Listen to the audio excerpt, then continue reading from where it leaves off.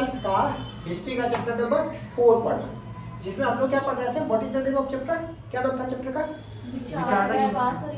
विचार विचार और विश्वास। तो लास्ट टॉपिक था इसमें हम लोग देख रहे थे कि जो बौद्धिज्म के बारे में, कि जो बौद्ध में जो गजलक्ष्मी थी, गजलक्ष्मी कौन थी, तो गजलक्ष्मी वो थी जो एक आपको एक फिगर देखने को मिलेगा आपकी बुक में, जिसमें कमल दल और हाथियों के बीच में एक महिला की मूर्ति है।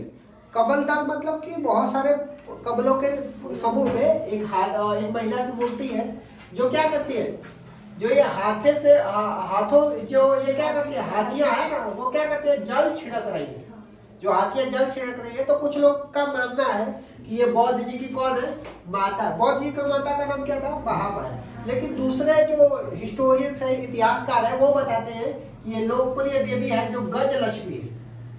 गजलक्ष्मी के बारे में बताते हैं। तो हम लोग अभी बता रहे थे किसके बारे में, गजलक्ष्मी में, मतलब आपको बहुत सारे कमल का फूल, बीच में एक महिला का चित्र दिखाया गया है, और उसमें एक हाथी क्या कर रही है, हाँ, जो हाथियां हैं वो क्या कर रही है, जल अभिषेक कर रही है। तो कुछ लोग, कुछ इतिहासकार ऐसा मानते थे कि ये बौद्ध जी की माता महामाया है, और दूसरे इतिहासकार इसको कौन, किसके नाम से जानते थे, जो गजलक्ष्मी के बारे में जानते हैं। ठीक, अच्छा, तो बौद्ध में जो निब्बान प्राप्त करने के लिए बौद्ध जी का क्या लक्ष्य था, बौद्धिज्म का मेन लक्ष्य था कि निब्बान प्राप्त करने के लिए जो प्रति व्यक्ति विशेष को क्या किया जाता है, सबसे ज्यादा इंपॉर्टेंस दिया जाता है कि अगर कोई व्यक्ति निब्बान प्राप्त करना चाहता है तो उसका प्रयास को सबसे ज्यादा माना जाता है, कि अगर कोई व्यक्ति प्रयास करे तो निब्बान क्या कर सकता है, प्राप्त कर सकता है। ठीक, तो जो बौद्ध जी का डेथ हुआ था, कब डेथ हुआ था, 400 ईसा पूर्व में।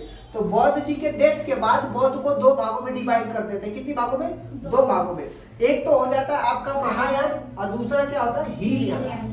बच्चे, महायान का मतलब क्या होता है, महायान का मतलब ग्रेट व्हीकल होता है। महा मतलब क्या होता है, ग्रेट, यान मतलब क्या होता है, व्हीकल होता है। मतलब कि जो महान क्या होता है, महान व्हीकल होता है, महान क्या व्हीकल होता है। और हीनयान का मतलब क्या होता है, जो लेसर व्हीकल होता है। जो महायान है ना, उसका मतलब क्या है, जो बुद्ध की दिव्यता में विश्वास करते हैं, बुद्ध की दिव्यता में विश्वास करते हैं, वो क्या करते हैं, बुद्ध धर्म में मूर्ति पूजा में विश्वास रखते हैं, उनको क्या बोला जाता है, महायान बोला जाता है। और जो हीनयान करते हैं वो क्या, बुद्ध की दिव्यता में विश्वास नहीं रखते हैं, उनको क्या बोला जाता है, हीनयान बोला जाता है। ठीक, तो ऐसे बुद्धिज्म क्या हो रहा है, फल फूल रहा था। तो ऐसा नहीं था कि बुद्धिज्म के अलावा पूरी दुनिया में दूसरा कोई धर्म नहीं था क्या करने के लिए, मुक्तिदाता के लिए। उस समय हिंदुओं में भी 2 प्रमुख देवता थे जो मुक्ति दिलाने का काम कर रहे हैं। तो हिंदू में 2 प्रमुख देवता थे, कौन कौन थे, एक तो वैष्णविज्म माना जाता है, दूसरा शैविज्म माना जाता है। तो वैष्णविज्म और शैविज्म में खास बात क्या थी कि वैष्णव भगवान ने एक विशेष देवता की उपासना कर दी। तो वैष्णविज्म, शैविज्म, बुद्धिज्म में कोई विशेष देवता को पूजा किया जाता था नहीं, लेकिन वैष्णविज्म और शैविज्म में क्या, किसी विशेष देवता की पूजा किया जाता है। तो वैष्णविज्म में क्या हो जाता है कि जो विष्णु भगवान के बीच में उपासना और प्रेम का क्या किया जाता है, समर्पण दिखाया जाता है। शैविज्म में क्या, शिव भगवान के बीच में उपासना और प्रेम के बीच में समर्पण को दिखाया जाता है, तो उसको वैष्णविज्म और शैविज्म बोला जाता है। अच्छा, तो वैष्णविज्म और शैविज्म के बारे में 2 इंपॉर्टेंट जो अंतर है वो बताता है कि जो विष्णु भगवान के जो अवतार होते थे ना, विष्णु भगवान के बहुत सारे अवतार माने जाते थे। कौन से आपके कृष्ण का अवतार माना जाता था, राम के अवतार, इनके अवतार की पूजा किया जाता था वैष्णविज्म में। लेकिन जो शैविज्म में क्या है, तो शैविज्म में शिव के प्रतीक की पूजा किया जाता था। शिव के प्रतीक क्या होता था, हाँ, शिव की प्रतीक जो लिंग होती थी, शिवलिंग होती थी, उसकी पूजा किया जाता था। ठीक, तो ये हो गया।